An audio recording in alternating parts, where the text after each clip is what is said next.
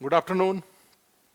आज इस चर्चा का मुख्य विषय बीपीएससी 67th का पीटी का फॉर्म भरने का जो अभी समय चल रहा है, उस पीटी के फॉर्म में एक ऑप्शनल का भी कॉलम है और उसमें ऑप्शनल आपको अभी ही डिक्लेयर करना है कि आप मेंस परीक्षा में क्या ऑप्शनल रखना चाहते हैं।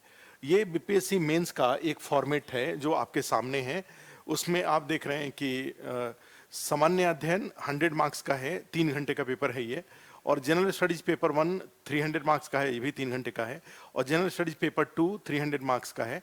और इसमें आप देख रहे हैं कि हिंदी का जो पेपर है, सामान्य हिंदी, उसमें 30% मार्क्स लाना कंपलसरी है। उसके आधार पर ही आपका कॉपी जांचा जाएगा।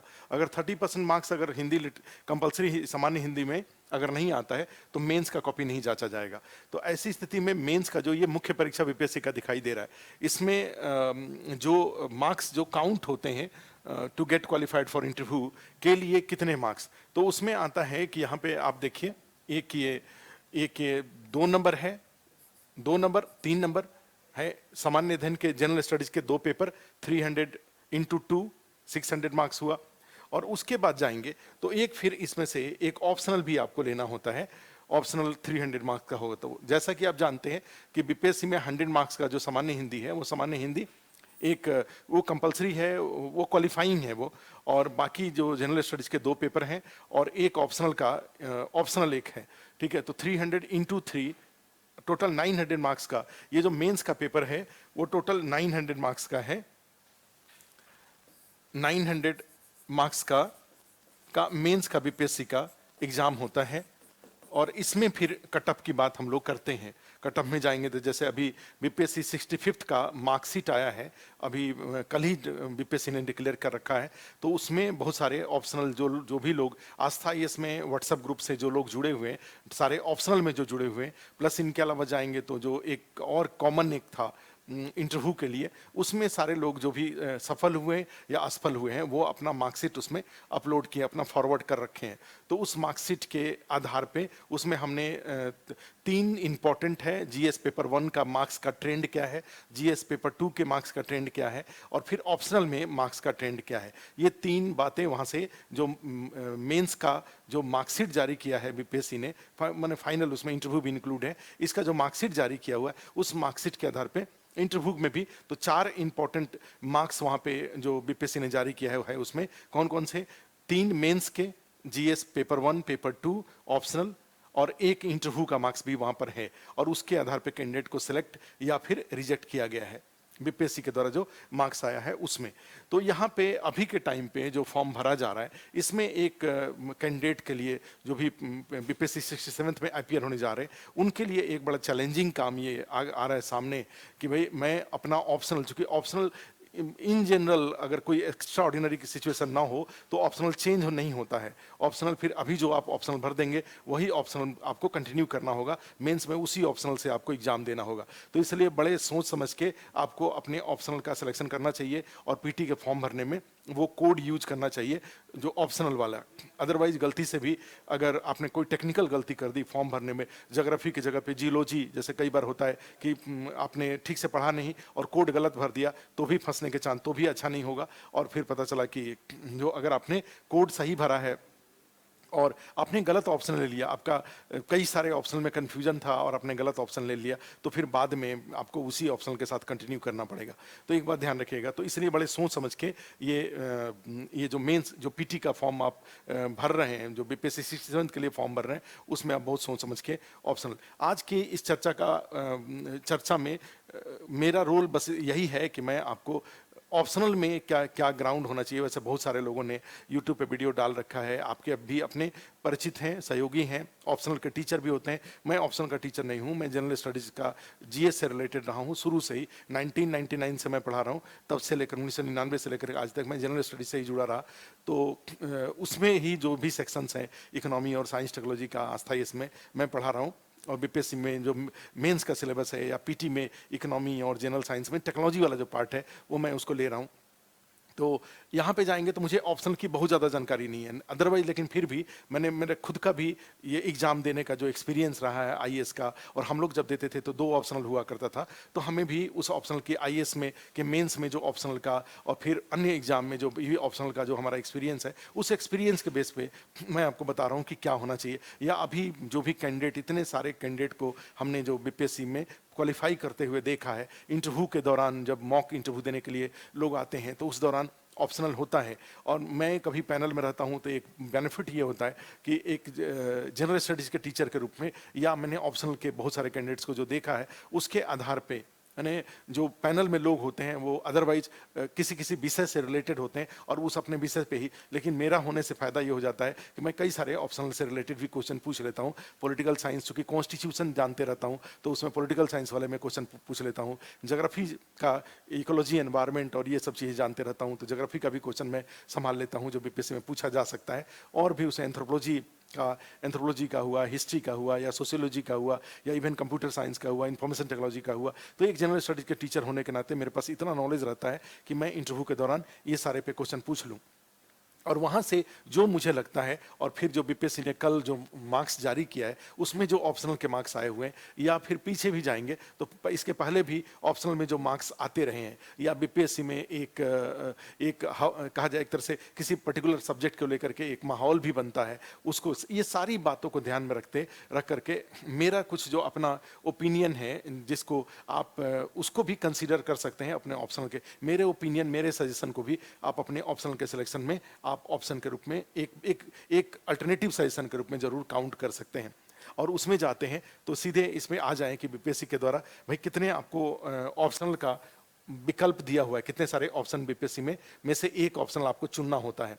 तो इसमें जाएंगे तो आप देख रहे हैं कि 2 पार्ट में इसको आप बांट सकते, 3 पार्ट में बांट सकते हैं। एक ह्यूमैनिटीज वाले जो सब्जेक्ट होते हैं, एक साइंस वाले सब्जेक्ट होते हैं, और एक लिटरेचर वाले होते हैं। तो बीपीएससी में जाएंगे तो अगर लिटरेचर पे की ही बात करें, क्योंकि बीपीएससी में लिटरेचर काफ़ी फेमस रहता है, उसमें एक हिंदी लिटरेचर है, उर्दू लिटरेचर है, संस्कृत भाषा साहित्य है, अरबी भाषा और मैथिली है। तो ये 4 आपको नीचे दिखाई दे रहा है, ये लिटरेचर वाले। ये कौन कौन से? 29, 31, 33, 35 और 37, ये 5 सब्जेक्ट, 5 लिटरेचर के दिखाई दे रहे हैं। इस लिटरेचर में अब यहाँ पे मेरा मानना ये है कि आपका अपना जो भी एक्सपर्टीज है उसके अकॉर्डिंग आप इसमें से सिलेक्शन लेंगे।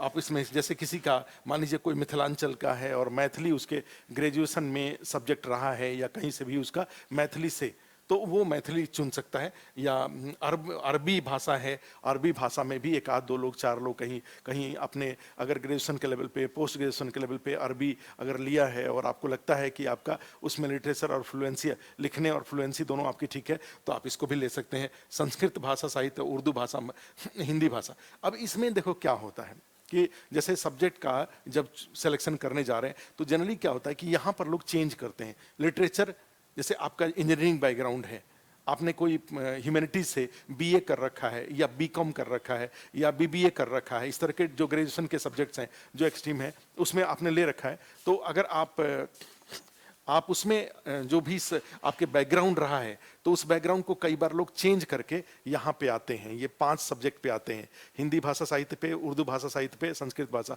अब ये किसको लेना चाहिए?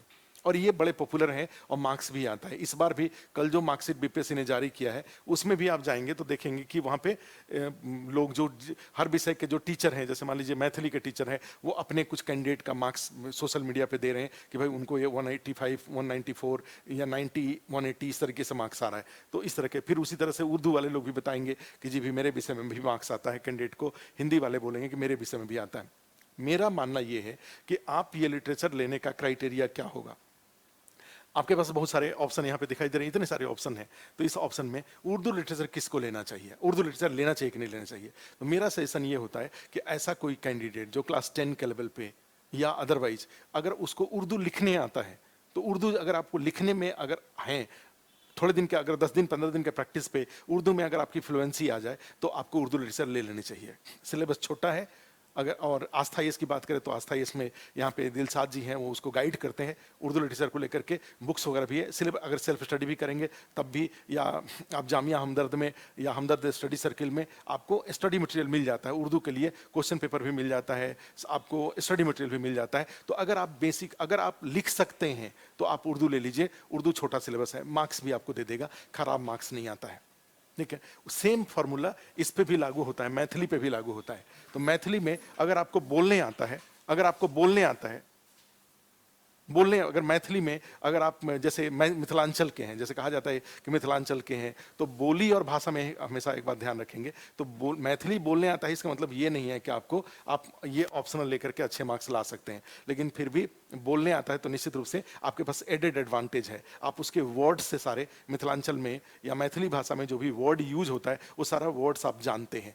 तो एक तो आप 50% क्राइटेरिया पूरा करते हैं। इसके अलावा अगर लिखने के लेवल पे, ठीक है, चूंकि उसमें कई सारे लिपि, तो तिरहुता लिपि या फिर आप जाएंगे देवनागरी, अभी तो देवनागरी लिपि में ही सब लिखा जाता है, तो उसमें जाएंगे तो मैथिली ये भी अगर आप ले सकते हैं, खराब सब्जेक्ट नहीं है, अच्छा सब्जेक्ट है। अगर मिथिलांचल के हैं तो आप अपने जो भी ज्योग्राफी हुआ, सोशियोलॉजी हुआ, अगर आपको ऑप्शनल चेंज करने का मन कर रहा है तो आप मैथिली के बारे में विचार कर सकते हैं, यदि आप मिथिलांचल के रहने वाले हैं। आपका वो अगर आपका बोली है, आपके पास कुछ आपने बुक्स वगैरह पढ़ रखी हैं, तो यहाँ का भी सिलेबस छोटा होता है। और इसके भी सुरेंद्र जी हैं, सुरेंद्र राउत जी हैं, मैथिली के अच्छे टीचर हैं, तो आपको वो यहाँ पर भी गाइड कर देंगे। अगर आपके पास, जो हमने कहा, एक बेसिक इनपुट्स है और सबसे बढ़ के इंटरेस्ट है, तो मैथिली में इंटरेस्ट, और ऐसा एकदम से इंटरेस्ट नहीं है। कोई मैथिली का बुक अगर आपको दिया जाता है, विद्यापति का कोई बुक दिया जाता है, और पता लगा कि वहाँ पे जाकर के उस बुक को पढ़ते हुए अगर आपको नींद आ रही है तो फिर आप उसको छोड़ दीजिए। लेकिन अगर आपको पढ़ने में इंटरेस्ट, माने आपको लगता है कि ये इंटरेस्टिंग है, आप इसके जो स्टोरी हैं, इसके पोएम हैं, या इसमें जो भी कोई बुक वगैरह है, आप उसको सिलेबस के अकॉर्डिंग पढ़ सकते हैं, उसमें आपको इरिटेशन नहीं होता है, तो फिर टीचर्स हैं जो आपको गाइड कर देंगे। आप एक चेंज सब्जेक्ट के रूप में आप मैथिली को भी ले सकते हैं। संस्कृत के बारे में, संस्कृत भाषा साहित्य, आप संस्कृत में है कि एकदम से आप, सिलेबस काफ़ी छोटा है, मार्क्स भी मैथ की तरह आता है। जैसे कहा जाता है कि कोई मैथ ले ले और कोई संस्कृत ले ले, तो दोनों में समान मार्क्स आते हैं। तो आप चाहें तो मैथ, आप इसको संस्कृत को ले सकते हैं, लेकिन फिर वही बात है कि क्या आप में कोई हिंदी का एक पैरा दे दिया जाए और उसको संस्कृत में ट्रांसलेट करने के लिए दिया जाए, तो आप ट्रांसलेट कर पाएंगे? फिर उसका मतलब ये हुआ कि अगर आपके पास क्या बेसिक जो एक इनपुट्स होने चाहिए, वो बेसिक इनपुट संस्कृत के लिए है, अगर बेसिक इनपुट है तो आप ले लीजिए। लेकिन एकदम जीरो है, आपके पास संस्कृत का कोई बेसिक इनपुट नहीं है, आप एक सेंटेंस संस्कृत के बारे में नहीं जानते हैं, ठीक, तो फिर आपको संस्कृत फिर नए सिरे से एकदम से संस्कृत में वो फ्लुएंसी नहीं आ पाएगा, जिससे कि आप बीपीएससी मेंस के आंसर को लिख करके आप मार्क्स ला सकें। तो ये लिटरेचर, हिंदी भाषा साहित्य में भी फिर वही बात है कि हिंदी भाषा तो सबको बोली, सबके पास वर्ड की कोई कमी नहीं है। अगर आप में राइटिंग में शुद्धि है और आपको कोई जो पोएम है, जो उसकी कविता है, कोई लेखन है, कोई निबंध है,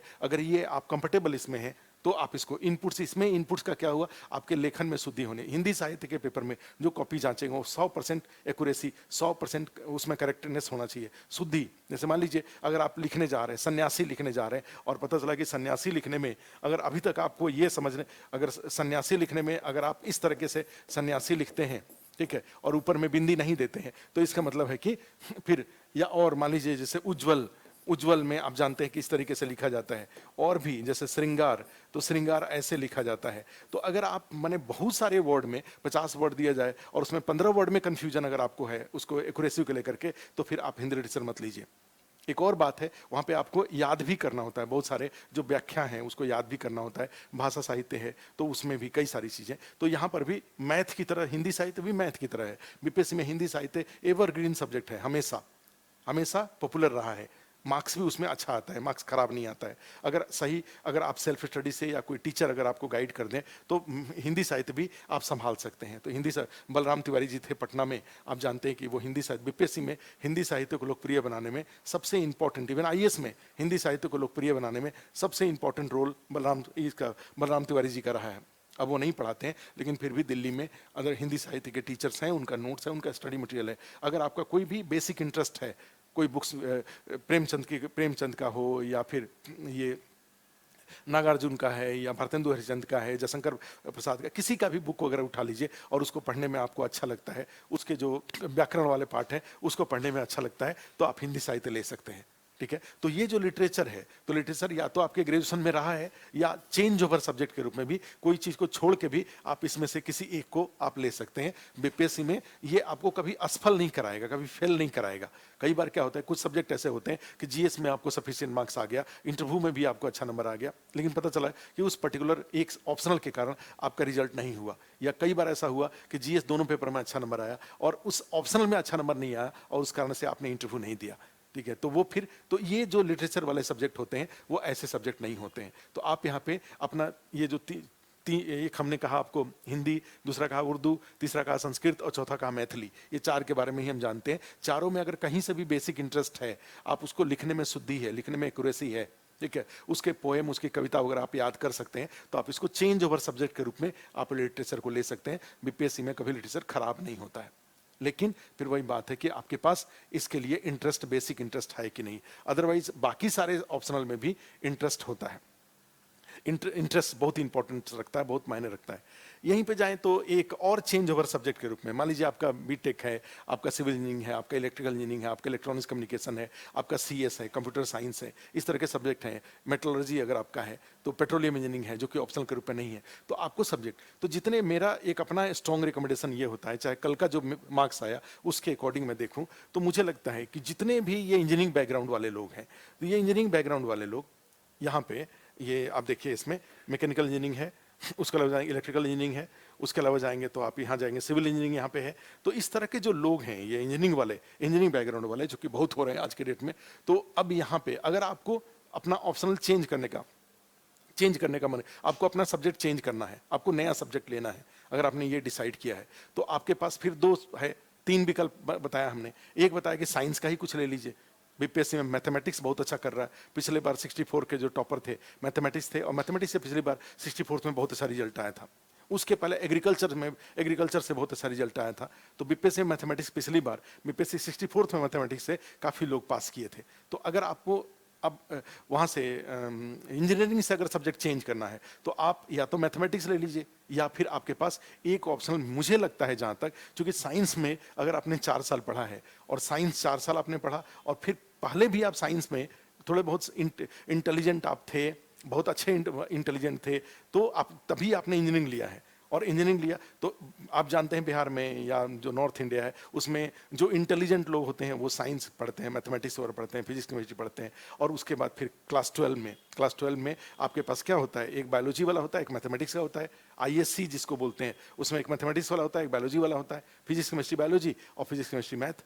इसके अलावा जाएंगे तो बाकी लोग आईकॉम लेते हैं, कॉमर्स वाला, या फिर जो आईए जिसको बोलते हैं, इंटरमीडिएट में क्लास 11-12 में आर्ट्स लेते हैं। तो चार में जो इंटेलिजेंट होते हैं। तो अब मुझे ऐसा इंप्रेशन, मैं ये देख रहा हूँ कि अगर आपका बैकग्राउंड शुरू से ही साइंस ओरिएंटेशन रहा, आपने इंजीनियरिंग लिया, तो फिर आपको इसका मतलब है कि लिख के पढ़ने की आपको आदत है।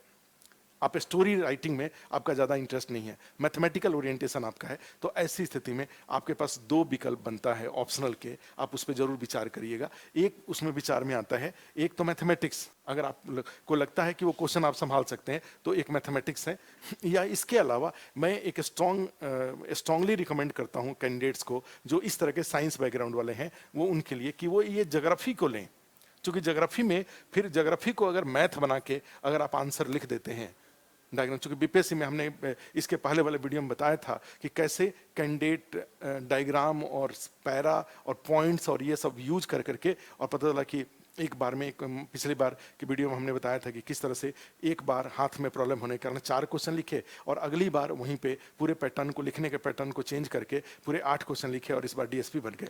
तो उसी तरह से ये ज्योग्राफी ऐसा जगह है जहाँ पे आपको खूब इंडिया का मैप, वर्ल्ड का मैप या अदरवाइज डायग्राम बनाने का, पॉइंट्स डायग्राम एक बार में 200 नंबर आ जाए, 180-200 नंबर के आसपास। और इस बार भी खूब लोगों को मार्क्स आया हुआ है। तो मैं एक ऑनेस्टली, मेरा कोई ऑप्शनल के प्रति, किसी भी ऑप्शनल के प्रति कोई ओरिएंटेशन नहीं है, मैं किसी को फेवर नहीं कर रहा हूँ मेरा कोई, लेकिन फिर भी मैं आपके इंटरेस्ट को ध्यान में रख के बता रहा हूँ कि जितने इंजीनियरिंग बैकग्राउंड वाले लोग हैं, अपने बैकग्राउंड को ध्यान में रखते हुए अगर आपको ज्योग्राफी पढ़ते समय इरिटेशन नहीं होता है, इंटरेस्ट, थोड़ा भी इंटरेस्ट है, और आप हैंडवर्क अगर करना चाहते हैं, मैप बना करके, डायग्राम बना करके, पॉइंट्स निकालना, ठीक है, रिमोट सेंसिंग सैटेलाइट्स के लिए मैंने बहुत सारे डायग्राम बनाना, तो ये सब काम जोग्राफिकल इंफॉर्मेशन सिस्टम का है, जीपीएस का है, टेक्नोलॉजी के पॉइंट ऑफ रिन्यूएबल एनर्जी में जाएंगे तो वहाँ कई सारे डायग्राम बना करके अगर आप चाहते हैं कि आंसर, तो आपको 200 नंबर 200 प्लस भी आ सकता है और जोग्राफी आपको गेट थ्रू करा देगा, आपको मेन इंटरव्यू दिला देगा, फाइनल सिलेक्शन भी दिला देगा। तो ऐसे सारे लोग जो इंजीनियरिंग बैकग्राउंड वाले हैं वो ज्योग्राफी को भी एक ऑप्शनल के रूप में जरूर विचार करें और उसके आधार पर भी वो उसको भी, ज्योग्राफी को भी अपने जो 2-3, सबसे बड़ी बात है कि पहले एक तो शॉर्टलिस्ट करिए कि भाई आपका ये बैकग्राउंड है, इस बैकग्राउंड में क्या क्या आपको अच्छा लगता है, क्या क्या ले सकते हैं आप। लिटरेचर का ले सकते हैं क्या, आप मैथिली ले सकते हैं, आप हिंदी लिटरेचर ले सकते हैं, आप संस्कृत ले सकते हैं, आप फिर ज्योग्राफी ले सकते हैं। फिर उधर जाएंगे तो कोर जो ह्यूमैनिटीज हैं, ह्यूमैनिटीज के सब्जेक्ट हैं, एंथ्रोपोलॉजी है, सोशियोलॉजी है, हिस्ट्री है, इस तरह के जो पब्लिक एडमिनिस्ट्रेशन है, पॉलिटिकल साइंस है, फिलॉसफी है, क्या उस तरह, ये सब में से पहले तो आप शॉर्टलिस्ट करिए कि कौन कौन सा आप ले सकते हैं। शॉर्टलिस्ट करने का एक तरीका ये भी होता है कि आप उनका सिलेबस देखिए और पिछले सालों के क्वेश्चन को देखिए। तो पिछले साल के क्वेश्चन और इस सिलेबस को यूट्यूब पे आजकल सारे सब्जेक्ट के टीचर्स के वीडियो भी अवेलेबल हैं, मन करे तो थोड़ा टाइम लेकर के आप 2-2, 4-4 घंटे किसी किसी टीचर का कोई टॉपिक, जैसे आपने शॉर्टलिस्ट किया ज्योग्राफी, आपने सोशियोलॉजी या एंथ्रोपोलॉजी या हिस्ट्री या जो भी आपने शॉर्टलिस्ट किया, उसका 2-3-4 वीडियो भी जरूर देखिए, रेगुलर क्लास को देखिए और देखिए कि आपको किसका क्लास समझ में आ रहा है। मैंने अपने आप को अपने साथ एक्सपेरिमेंट करिए और एक्सपेरिमेंट करिए सारे सब्जेक्ट को लेकर के, और फिर जो भी अच्छा लगता हो, या इवन जीएस के पढ़ाई के दौरान, जो जीएस के पढ़ाई के दौरान आप जानते हैं उसमें भी सारे सब्जेक्ट आते हैं, उसमें जो सब्जेक्ट आपको अच्छा लगता हो, इंटरेस्टिंग लगता हो, आप उसको ले सकते हैं। तो ऐसी स्थिति में जो आपने शॉर्टलिस्ट किया, इंजीनियरिंग बैकग्राउंड वाले लोगों को एक अपने प्रायोरिटी तय करने में एक ज्योग्राफी को भी जरूर ऊपर रखना चाहिए। उसके बाद फिर आता है, ये जनरली चेंज यहीं पे होता है, चेंज इंजीनियरिंग वाले लोग सब्जेक्ट चेंज करते हैं, ठीक है, या फिर जाते हैं तो आपके ये इस तरह के लोग जो जूलॉजी, बोटनी, माने साइंस वाले लोग जनरली क्या करते हैं कि इंजीनियरिंग बैकग्राउंड वाले हैं, साइंस वाले हैं, ये ऑप्शनल चेंज करते हैं। तो ऑप्शनल जब चेंज करते हैं तो कहाँ जाते हैं, कहाँ कहाँ जा सकते हैं वो, तो ये कि ह्यूमैनिटीज़ वाले में जा सकते हैं, फिर ये ज्योग्राफी में जा सकते हैं, और फिर ये लिटरेचर वाले में जा सकते हैं। तो लिटरेचर का हमने बताया, ज्योग्राफी का हमने बताया। ज्योग्राफी में बहुत स्कोप है पॉइंट्स लिखने का, डायग्राम बनाने का, और डायग्राम बना करके 200 के आसपास नंबर लाने का। तो एक ये हुआ। इसके बाद अब इसके बाद जाते हैं तो एक जो अभी चल रहा है, बिहार में जाएंगे, बीपीएससी में कुछ जो बहुत पॉपुलर सब्जेक्ट हैं उसमें एलएसडब्ल्यू है। एलएसडब्ल्यू बड़ा फेमस है, जिसका कोई सब्जेक्ट नहीं है उसका एलएसडब्ल्यू है, एलएसडब्ल्यू लोग ले लेते हैं, ठीक है। और 10-20 नंबर का बस यही होता है। ये भी नहीं कह सकते, कल जो मार्क्स आया है उसमें ये भी नहीं कह सकते कि एलएसडब्ल्यू ने सबको बहुत खराब नंबर आया है, बहुत उछल के नंबर नहीं आए हैं, 200 नंबर नहीं आए हैं, लेकिन ऐसा भी नहीं कि 140, 130, आप कैसा लिखते हैं उसके प्रोपोर्शन में नंबर आया है। और उसके प्रोपोर्शन में ये एलएसडब्ल्यू ने आपको, पहले होता था कि अकेले एलएसडब्ल्यू का सिलेबस इतना छोटा था कि वो अकेले आपको जीएस में कम नंबर आता था तब भी आपको क्वालिफाई करा देता था। अभी पीछे 2-3 साल से एलएसडब्ल्यू थोड़ा दबा हुआ है, किसी एक टीचर के पास हो सकता है कि वो कॉपी जा रहा है, बाद में टीचर चेंज होंगे तो फिर एलएसडब्ल्यू हो सकता है अपने फ्लेवर ले ले और आपको 180, 190, 200 के आसपास नंबर यहाँ पर भी आए।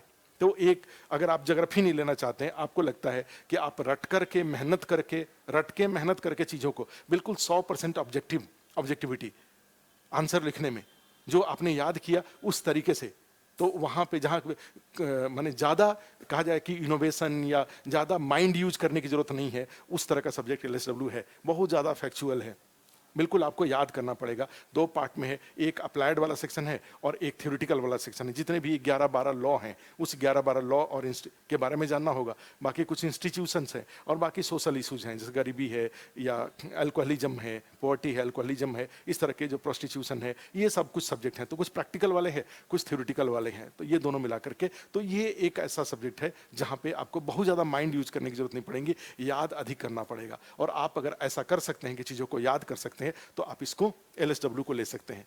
इनके अलावा इसी तरह का एक सब्जेक्ट और भी होता है जो आज के डेट में चल रहा है, और उसमें वो होता है एंथ्रोपोलॉजी, जो मानव विज्ञान, ये मानव विज्ञान भी चल रहा है।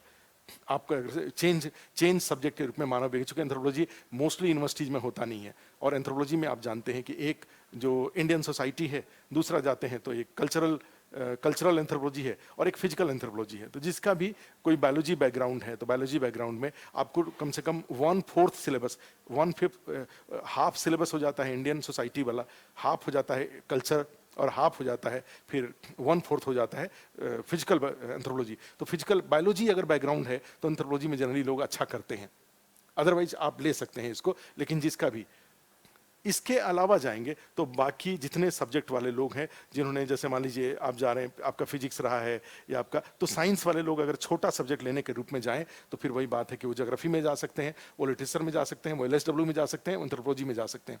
अदरवाइज अगर आपका सोशियोलॉजी बैकग्राउंड रहा है तो आपको सब्जेक्ट चेंज करने की जरूरत नहीं है। ग्रेजुएशन में सब्जेक्ट है, पोस्ट ग्रेजुएशन में अगर वही सब्जेक्ट है तो आपने 5 साल पढ़ा है, अब उसको छोड़िए मत उस सब्जेक्ट के साथ। मार्क्स सब में आता है, ये कहीं से भी सोचने की जरूरत नहीं है कि एक ही विषय से बीपीएससी में 422 में 422 लोग कुछ ही 2-3 सब्जेक्ट से ही पास किए हैं, ऐसा नहीं है।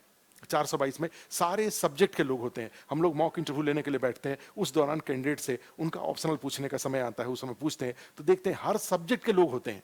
कई बार पैनल में उस बात को ध्यान में रख के बिठाना पड़ता है कि भाई जो लोग हैं उनको कोई ऐसा एक आदमी होना चाहिए जो पब्लिक एडमिनिस्ट्रेशन, पॉलिटिकल साइंस, इस तरह के सब्जेक्ट के बारे में एक्सपर्ट हो। कोई ऐसा टीचर होना चाहिए जो सोशियोलॉजी, एंथ्रोपोलॉजी, फिलोसफी के को कॉमन एक ऐसा टीचर हो जो इन 3 सब्जेक्ट से रिलेटेड क्वेश्चन पूछ सके, या कोई ऐसा हो जो ज्योग्राफी वगैरह से, इकोलॉजी एनवायरनमेंट, बोटनी, जूलॉजी पे क्वेश्चन पूछ सके। तो ऐसे कई बार एक्सपर्ट, तो आपको इसमें क्या आ रहा है, एक लिटरेचर आप चेंज ओवर है, आप उसको ले सकते हैं, अपने पसंद को चेक करिए। ज्योग्राफी, इंजीनियरिंग, साइंस बैकग्राउंड वाले जो भी लोग हैं वो ज्योग्राफी ले सकते हैं, या फिर जाते हैं तो अगर ओवरऑल इसमें से कुछ नहीं लेना है तो आप एलएसडब्ल्यू ले सकते हैं। और फिर आता है कि इसमें एंथ्रोपोलॉजी भी एक टेक्निकल सब्जेक्ट है, मार्क्स उसमें भी आता है। अदरवाइज मेरा रिकमेंडेशन ये होगा कि बाकी आपको साइंस वाले, फिजिक्स वाले हैं वो चेंज कर सकते हैं, लेकिन मेरा रिकमेंडेशन ये है कि ये सारे सब्जेक्ट वाले लोगों को अपना ऑप्शनल चेंज नहीं करना चाहिए। वो जो ग्रेजुएशन में उनका सब्जेक्ट रहा है उसी के साथ कंटिन्यू करना चाहिए। उसमें सोशियोलॉजी आपका अगर ग्रेजुएशन में है आप कंटिन्यू करिए। आपका फिर उसमें जाएंगे तो इधर हिस्ट्री अगर आपका उसमें है, ग्रेजुएशन में है, आप उसको चेंज मत करिए, उसको कैरी ऑन करिए। उसके अलावा जाएंगे तो लॉ अगर आपका है आप चेंज मत करिए, उसको कैरी ऑन करिए। बॉटनी है आप कैरी ऑन करिए उसके साथ। एग्रीकल्चर है आप कैरी ऑन करिए। कृषि, जैसे कृषि विज्ञान है आप कैरी ऑन करिए, चेंज मत करिए। तो इसमें कुछ कई सारे जो इस तरह के सब्जेक्ट हैं उसको चेंज मत करिए। अच्छा, यहाँ पे और भी 30, 32, 34, 36 भी था। ये अंग्रेजी भाषा और बांग्ला भाषा, फारसी भाषा और पाली भाषा और साहित्य। पाली भाषा बहुत डिफिकल्ट हो गया है, तो ये चार, अच्छा अब 5 ये 9 टोटल लिटरेचर के हैं। लेकिन 9 लिटरेचर में मुझे लग रहा है कि बीपीएससी में फेमस ये हिंदी, उर्दू, संस्कृत और मैथिली ये है। बाकी इधर वाले में कोई बहुत ज़्यादा बीपीएससी में पॉपुलर सब्जेक्ट नहीं है। इसमें कोचिंग का एक और बात होता है सब्जेक्ट लेने में, ऑप्शनल लेने में, कि अगर आप नया सब्जेक्ट ले रहे हैं तो फिर आपके पास क्या उसका स्टडी मटेरियल कहाँ से आएगा, उसके टीचर हैं कि नहीं है। तो इस ये भी एक कोचिंग में इंटरेस्ट आधार होता है, बैकग्राउंड आधार होता है। चेंज ओवर में इंटरेस्ट और बैकग्राउंड, इंटरेस्ट बहुत मैटर करता है। और जब चेंज ओवर है तो उसमें आपके टीचर हैं कि नहीं, उस सब्जेक्ट के स्टडी मटेरियल है कि नहीं, ये भी। तो इसमें हमेशा ध्यान रखेंगे चेंज ओवर वो सब्जेक्ट मत कर लीजिए जिसका कि कोई, अब साइकोलॉजी आपने चेंज ओवर के रूप में ले लिया, उसका टीचर आपको नहीं मिलेंगे, उसका स्टडी मटेरियल नहीं मिलेगा बीपीएससी के लिए, सबसे बड़ी दिक्कत हो जाएंगी। फिर उसी तरह से अगर चेंज ओवर के रूप में आपने इकोनॉमिक्स ले लिया तो इकोनॉमिक्स फिर उसके टीचर नहीं मिलेंगे आपको। हम लोग भी इकोनॉमिक्स, जीएस वाला इकोनॉमिक्स पढ़ाते हैं, इकोनॉमिक्स के टीचर मिलने में दिक्कत आएंगी, स्टडी मटेरियल नहीं मिलेगा। तो यहाँ पे ध्यान रखेंगे ये सारा जो सब्जेक्ट 37 यहाँ दिया हुआ है, इसमें चेंज ओवर के रूप में आप वही सब्जेक्ट लीजिए जिसका कि कोचिंग और स्टडी मटेरियल, चूंकि अब जब चेंज किए हैं तो आपको सपोर्ट की जरूरत पड़ेगी। और सपोर्ट में अपने यहाँ अस्थायी की बात करें तो इसमें कई सारे सब्जेक्ट हैं। एलएसडब्ल्यू इस बार आपके लिए रहेगा। एलएसडब्ल्यू का यहाँ पे हिंदी इंग्लिश दोनों मीडियम में, यहाँ से आपको वीडियो अवेलेबल रहेंगे, live plus recording video available रहेगा। इसके अलावा जाएंगे सोशियोलॉजी, धर्मेंद्र जी हैं वो मिलेंगे। फिलोसफी का भी यहाँ पे आपको मिलेगा रिकमेंडेशन। तो फिलोसफी का, पॉलिटिकल साइंस का, पब्लिक एडमिनिस्ट्रेशन का, ये सारे का ये सब्जेक्ट यहाँ से आपको अस्थायी से, यहाँ से अस्थायी से जिस ऑप्शनल में आपको सपोर्ट मिल सकता है वो सब में जाएंगे। मानव विज्ञान का, एंथ्रोपोलॉजी का बाहर में है, वैद सर हैं, या और भी 2 टीचर कृष्णा सर हैं, तो यहाँ से आपको सपोर्ट मिल जाएगा। इसके अलावा जाएंगे एलएसडब्ल्यू में मिल जाएगा। उसके बाद जाएंगे समाजशास्त्र में धर्मेंद्र सर हैं वो मिल जाएगा। उसके बाद जाएंगे तो आप फिर बोटनी जूलॉजी में यहाँ से नहीं मिलेगा, ये बोटनी में। सिविल इंजीनियरिंग, इकोनॉमी में मिलेगा, ज्योग्राफी में आपको मिल जाएगा, फिर हिस्ट्री में आपको मिल जाएगा, अनिल सर पढ़ाते हैं। इनके अलावा जाएंगे तो फिलोसफी में आपको मिल जाएगा। धर्मेंद्र जी पतंजलि वाले, उनसे हमने कहा हुआ है वो आपको वीडियो अवेलेबल कराएंगे। पॉलिटिकल साइंस में राजेश मिश्रा सर हैं, ये आपको वीडियो अवेलेबल करा देंगे। लोक प्रशासन में अतुल लोहिया सर हैं, वो आपको अपना वीडियो अवेलेबल कराएंगे, लाइव प्लस रिकॉर्डिंग दोनों कराएंगे। हिंदी साहित्य में भी लोग हैं, उर्दू साहित्य में भी लोग हैं, मैथिली में सुरेंद्र जी हैं, आप उनसे कॉन्टेक्ट कर सकते हैं। संस्कृत भाषा अगर है तो भी इसका भी मिल जाएगा, जहाँ से मैं वीडियो बना रहा हूँ इसी के ऊपर वाले फ्लोर पे संस्कृत के सर पढ़ाते हैं, अच्छे सर हैं, सबसे अच्छे संस्कृत के टीचर हैं। तो इतने सारे ऑप्शनल का सपोर्ट आपको आस्था इसके थ्रू मिल सकता है।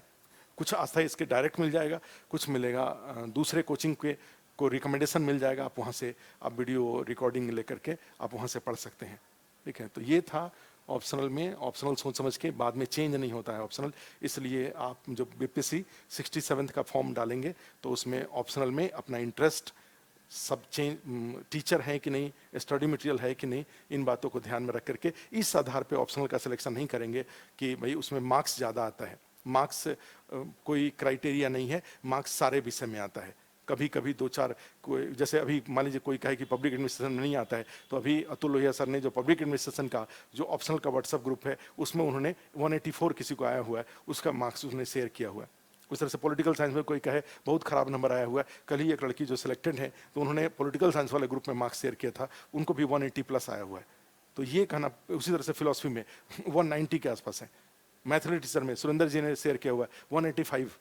तो ये कुछ लोगों को खराब आता है, कुछ लोगों को, तो ये नहीं कहना चाहिए कि किसी मार्क्स क्राइटेरिया ऑप्शनल के सिलेक्शन का नहीं होना चाहिए। आपका इंटरेस्ट, स्टडी मटेरियल और गाइडेंस, ये बातें आपका क्राइटेरिया होना चाहिए और इसके आधार पे ऑप्शनल का सिलेक्शन करिए और फॉर्म को ध्यान से भरिए। किसी ने ऐसा भी है कि अगर ऑप्शन भर दिया है तो वो दोबारा फॉर्म भर सकते हैं, ठीक है, ऐसा है, दोबारा फॉर्म भर करके अपना ऑप्शनल को चेंज कर सकते हैं। 2 आएगा, एक को ड्रॉप कर देंगे, एक को कंटिन्यू करेंगे, ठीक है, तो वो इसमें आ जाएगा। साथ में कोई एप्लीकेशन लगा सकते हैं। अब इस मामले पे दोबारा फॉर्म भरने वाले पे मैं बहुत ज़्यादा क्लियर नहीं हूँ, लेकिन फिर भी मुझे लगता है कि अब दोबारा अपीयर, एक को ही लेकर के आपको अपीयर होना पड़ेगा, दूसरा आपको ड्रॉप करना पड़ेगा। ठीक है, तो यही था आज के लिए। बाकी अच्छे से तैयारी करिए। बीपीएससी 67 का जैसा सिस्टम डिले हो रहा है, अभी जैसे आज न्यूज़ आया है कि बीपीएससी 66 का नवंबर फर्स्ट वीक में मेंस का रिजल्ट आने का के लिए बताया गया था बीपीएससी के द्वारा, लेकिन वो टल गया, जनवरी में चला गया। तो हमें लग रहा है 12 दिसंबर आपका डेट है। अभी सीडीपीओ का भी कोई डेट नहीं आया है, तो पहले सीडीपीओ का एग्जाम होगा, उसके बाद बीपीएससी 67 का होगा। डेट थोड़ा आगे जरूर बढ़ेगा, 1-1.5 महीने के आसपास डेट बढ़ेगा, मुझे ऐसा लगता है। तो आपके पास तैयारी के लिए काफ़ी टाइम है, पर्याप्त समय है। जीएस पर, अपना पीटी पर फोकस करिए, पीटी पर फोकस करके पीटी निकालिए। कट ऑफ पीटी का ऊपर जा रहा है, मेंस का कट ऑफ नीचे जा रहा है। कल जो मार्क्स आया है उससे भी क्लियर है, मेंस का कट ऑफ नीचे जा रहा है, मार्क्स नीचे जा रहा है, पीटी का कट ऑफ ऊपर जा रहा है। और उसका एक बेसिक कारण ये है कि बड़े सारे लोग, जो बीपीएससी जो रेगुलर हुआ है, उस रेगुलर होने के कारण बड़े संख्या में जो एसएससी की तैयारी करने वाले लोग हैं वो बीपीएससी के पीटी में आ गए हैं, और उनका एसएससी में इतना वो प्रैक्टिस किए रहते हैं नालंदा में और मोतिहारी में और कि वो अब पास करके जब आते हैं तो उनका मेंस तैयार नहीं रहता है। तो मेंस तैयार नहीं रहता, तो ऐसे लोग जिनका मेंस तैयार है और उन्होंने पीटी भी निकाल लिया, उनके लिए मेंस में कंपटीशन कम हो जाता है, और कंपटीशन कम हो जाने के कारण कट ऑफ फिर नीचे चला जाता है, और नीचे चला जाता है, इंटरव्यू देने का मौका मिल जाता है। ठीक है, तो ये है आज के लिए। फिर हम लोग दोबारा मिलेंगे। Thank you.